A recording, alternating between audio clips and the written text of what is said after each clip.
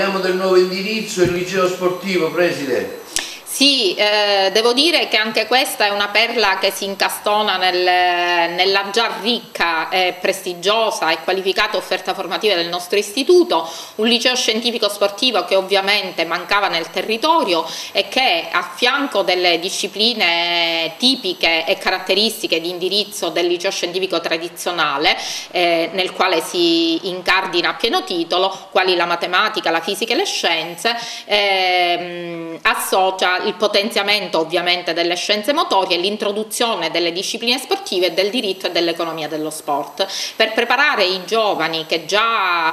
gravitano in un contesto sportivo in maniera agonistica e non, a quelle che saranno le professioni del futuro. Sicuramente implementare intanto per tutta l'organizzazione i valori dello sport, ma a orientare anche meglio i nostri studenti verso quelle professioni quali per esempio il management sportivo, il giornalismo sportivo, le professioni legali legate allo sport, che sono degli sbocchi assolutamente interessanti, oltre ovviamente alle scienze motorie, così come la possibilità di accedere anche a tutte le facoltà di area sanitaria, perché appunto la preparazione rimane una forte preparazione a base scientifica. Siamo molto contenti di questo innesto, perché riteniamo che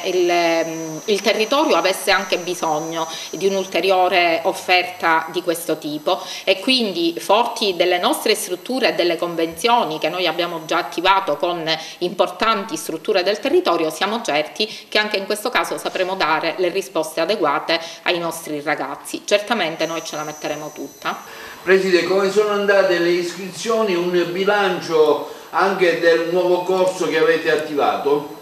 Ma devo dire con orgoglio davvero che le nuove iscrizioni hanno registrato un trend in aumento notevolissimo, a testimonianza di un perfetto allineamento, direi, tra quella che è la qualità dell'offerta formativa da noi proposta e la percezione che tantissimi studenti delle scuole secondarie di primo grado del territorio hanno avuto, e ciò ovviamente ci riempie di orgoglio e ci porta, come accade in tutti i casi in cui si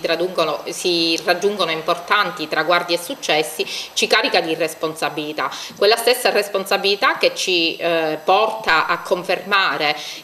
l'accompagnamento dei nostri studenti verso il successo formativo, ma anche verso quell'acquisizione di conoscenze che già li colloca in percorsi di eccellenza in tutte le università del territorio italiano, così come testimoniato da Eduscopio. Ovviamente è una notizia che